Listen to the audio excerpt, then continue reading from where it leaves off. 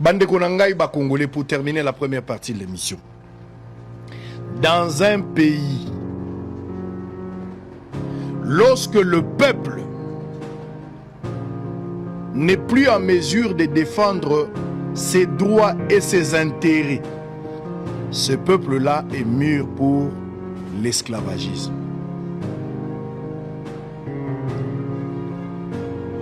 Mboka o ezali mboka na yo na ngai. Tokuti balumumba bapesi bavi na bango po na mboka o ekende te. Bato ba souffrir na société civile, na opposition, na majorité, ba bateli intégrité territoriale ya mboka o. Malgré nos différences, malgré nos faiblesses, malgré nos problèmes, ce qui nous unit est plus fort que nous-mêmes, c'est le Congo. À chaque fois, quand le doigt est malade, c'est les pieds qui l'amènent à l'hôpital. Les yeux surveillent pour que le doigt ne trébuche point. Et devant le médecin, c'est la bouche qui parle.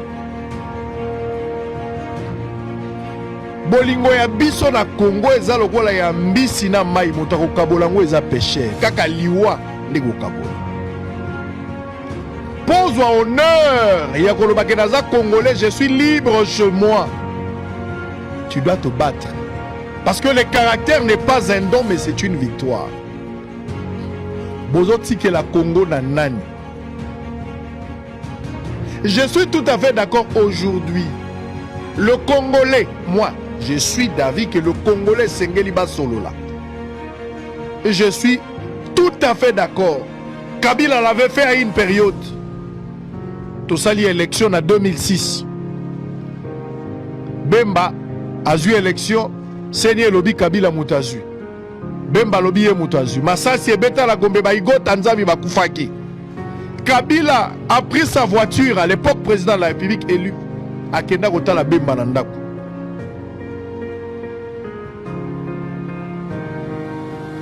Bande Konangai. Le chef de l'État peut parler avec tout le monde sans que beaucoup ait formé.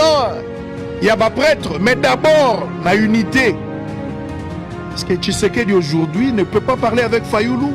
C'est quoi le problème? Qui nous a ensorcelés?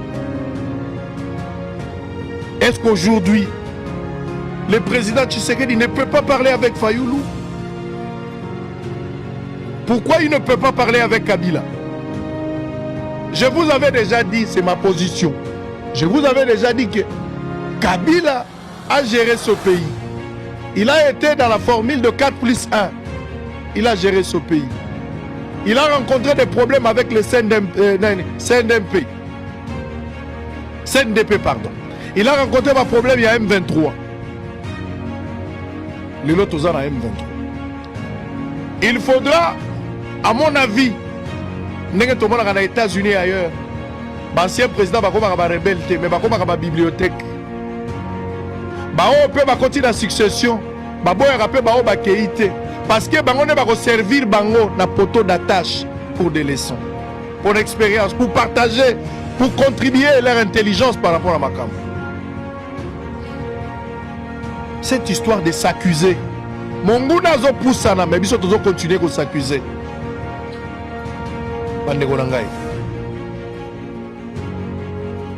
Biloko wana nyoso ya bakatumbi baza misika. Est-ce qu'on peut pas appeler les katumbi? Toke nena na babiloko ba formule te. Tokata nanu ba procédure à milai.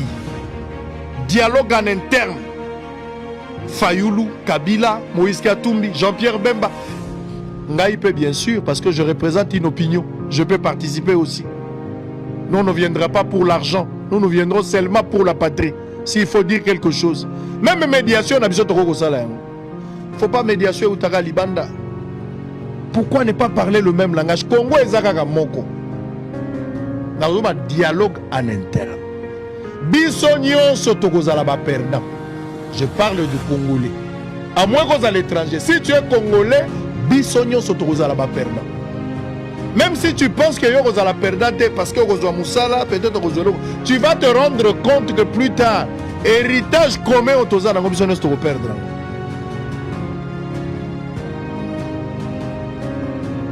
Bandego Nangai, Il faut accepter de perdre la petite raison pour avoir la grande raison. Il ne faut pas Batouba gagner, mais c'est le Congo qui doit gagner. C'est le Congo qui doit gagner. Qu'on renversait pouvoir. Et ça, en 97, Mobutu était parti. On connaît comment les choses ça se passe. Bana bayebi makambo ndengezalaka. Eza période écoleka. Même ceux qui va renverser pouvoir le pouvoir mususoye, pouvoir nyoso ezaka na suka nango. Pouvoir éternel ezalaka te. Mobutu a fait 32 ans finalement il est parti. Ça c'est pas ça la solution. Mais pour la Congo ce que beaucoup ko ça la sagesse ya Salomo te. Bakata mwana lokolo te. Vomela monaka mwana pa na yo. Parce que beaucoup qui n'ont pas sangana te. Otika na nous distraction. Les Congolais entre eux parler quand même face à face. Se dire des vérités. Et arranger cette situation. Pour qu'à l'unité, botala sko munguna. Bisona nous toyokana. Totala sko munguna. Munguna zozwa esika ya kokota na kopusana parce qu'entre nous il y a la division. Tout le monde veut avoir la raison. Personne ne veut abandonner sa raison. Personne ne veut accepter de perdre la petite raison pour sauver l'enfant. Sagesse à Salomon. Vaut bien l'amour à moi n'est pas naïo, mais babo ba moi nate. Est-ce que basi wana bakolo bana bazalia wate ba o bakondi manandimi nzala me Congo na monango. Vaut bien ngana perdre mais Congo et perdre. Est-ce que batwana bazate? Tovandika bo chef de l'État na fayu batelemi bazo solo.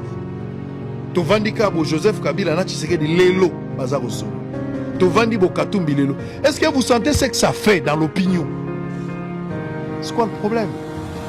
C'est quoi le problème? C'est quoi le problème? Ce qui n'a une unité à Pambanaka, c'est ce qu'on a causé. Vous avez libanda. Batonyo soazo comme l'anga balobi ote Kabila za na sima FC. Biloko wana ezama ka mokonzi mboka nda lobaki. Mokonzi mboka za informé. Ce qui Kabila za na FC. Bazana makambo bango bakosala. Mais ici moi je parle Kabila lokola moto azalaki chef d'état. O azana expérience. Bananga wana même soki bakei. Eza eloko ya grave te. Eza kaka mutu na mutu azala ndenge supportaka nzala. Mutu musu mo pona lipapa ko kende rébellion. Mutu musu so azangi $10,000 na ke rébellion. Mutu na mutu ana ndenge supportaka nzala. Mutu musu mikateka baboyi bwa komi kuluna. Mais ce sont des petits trucs à résoudre. Mutu mo kende libulu na yete bakundi ebo ya kena mbongo. Même attends au commis président de la République, tu mourras, tu partiras. Le jour où la mort viendra, même si tu es dans ta maison, la mort vient te prendre. Nazako senga sagesse à Salomon. Accepter de perdre la petite raison pour sauver le pays. Un dialogue en interne, urgemment. Tant ils ont joué en faveur na binote bato ya régime. Il y a s'accuser. Nengo Augustin Kabou ya lobiote, IDP ça rendre chef de l'État mauvais service. Pour IDP ça rendre secrétaire général. Nani tosa ubika kasi ezande yote. Pour s'accuser, vous n'en avez pas besoin. Acceptez de perdre la petite raison pour avoir la grande raison. Mettez-vous ensemble, discutez. Le pays est en train de partir. L'échec a toujours été orphelin. La réussite a toujours connu plusieurs pères. C'est le moment de parler. De discuter. Nazo sala bino morale, mais je vous interpelle. Parlez d'abord entre vous. Qu'est-ce qui ne va pas? Qu'est-ce qui ne va? Et là, quoi, si Kabila comme président de la République a remplacé Papa na Yakoufi. Babemba Bakangi, Barubero Bazabo, Barébelio Zaïbeli. Kabila a accepté de perdre la petite raison, non pas par sa volonté, mais par contrainte. Aboni que Koto Bembazu. Koto Barubero Baza. Koto, c'est vrai que Ngana zo géré Kinshasa, mais les choses ne vont pas marcher. Il a accepté de perdre la raison. Tout le monde baïe bavandi. Kabila avait perdu dans le temps la petite raison pour avoir la grande raison plus tard. On va salir 4+1. Après, on va organiser l'élection. Qui est resté plus fort? C'était Kabila. Accepter de perdre la petite raison pour avoir la grande raison. Je ne veux pas aller dans les détails. Bato Baza averti peuvent lire entre les lignes et comprendre. Wapi basi asa, basi o Salomo akataki likambo. O bayaki na bana. Moto ayena mwana babi bakata kaka mwana toka bolabite. Yozwa mwana na mona kaya tapa na yo. Ba comprendre mukolo mwana na. Est-ce que bakolo Congo bazali? Quel héritage vous allez laisser aux enfants? À nos enfants, vous allez laisser quoi? L'isolo nini bokobeta période ngo ezalaka ndenge nini? Ezalaka période Congo ezalaka balkanisé, ezalaka période Congo babotolaka biso mboka, et yaki période nini? Même l'unité, populariser la guerre pour permettre à la population de s'attaquer contre l'ennemi. Ça passe par l'unité en interne. Sans l'unité, vous n'allez pas arriver. Faites cette unité-là. Unité ko benga bino bo benga nanga kota na ndaku. Bakosa ki okota na ndaku. Zonga makasi. Babanda ko yebisoni na nzela. Balobai na ngato bo mamutu bo. Balobaki to salabo. Balobaki to salabo. Allez, zonga kuna na sima. Bande kono ba kendo bunda. Faut avoir la sagesse dans tout ça. On a besoin de la sagesse même. Si vous ne voulez pas les dialogues en interne, vous ne voulez pas vous parler en interne, Bolingi spectacle est désolant, alors les conséquences néfastes et à la réelle. Advienne que pourra. Nous avons une guerre contre le Rwanda. Je ne vous demande pas de faire un dialogue avec le Rwanda. Ce n'est pas ce que je vous ai dit. Mais je veux voir cette image de voir chef de l'État avec Fayoulou, avec Moïse Katumbi, avec Matata Mponyo. Tous ceux qui prétendent être leaders autour d'une table, discuter. Ça va que ne m'a milaï.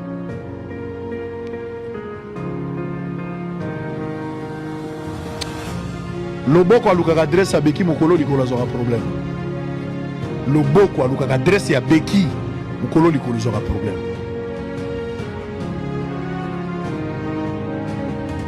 Tocha de combattre. Tozala na combat en interne, toza sous combat na libanda. Ya bitumbo kolonga te. Na kati toza na bitumba te. Mais libanda toko ndima bitumba. Mais soki libanda to na bitumba na kati toza na bitumba, ya pas ko tolonga bitumba. Congolais. Congolais. Boza la génération oyo te ba kokabola Congo. Boza la génération oyo te bokotika mauvais souvenir na ba génération. Ba pesa ki bino Congo kokabwana te, bokabola Congo te. Ba Congolais. Wapi basi ya Salomo oya kataki likambo akokoloba na ndimi etika lepa na bino na moneke ndakati. Est-ce que beaucoup qui perdre dans ma raison? Est-ce que Matata Mponyo ne peut pas perdre ses raisons? Moïse Katumbi ne peut pas accepter de perdre la raison. Joseph Kabila ne peut pas accepter de perdre la raison. Est-ce que Jean-Pierre Bemba ne peut pas accepter de perdre sa raison? Monsieur le Président de la République, vous ne pouvez pas accepter de perdre votre raison?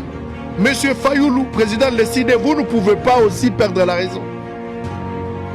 Se mettre autour d'une table, se regarder en face.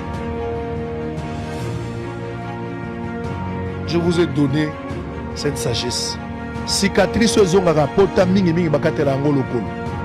Cicatrice kozonga pota mingi mingi bakatela ngolo kolo. Mais le boko aluka adresse beki mukolo likolo zora problème. C'est le moment. C'est le moment de parler.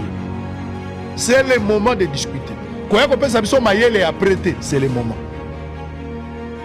Moïse Katumbi Rotika Congo Nini, Congo divisé. Félix Tshisekedi Rotika Congo Nini, Congo divisé. Kabila Rotika Congo Nini, Congo divisé. Martin Fayoulou Rotika Congo Nini, Jean-Pierre Bemba. Fayoulou Rotika Congo divisé.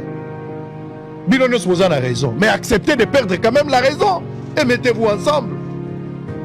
Mettez-vous ensemble.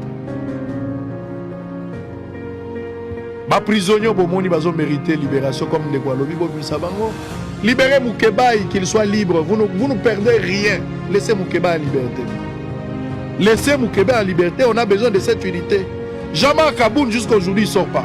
Vous pouvez le laisser partir. Vous pouvez le laisser partir. On a besoin de son intelligence au nom de l'unité.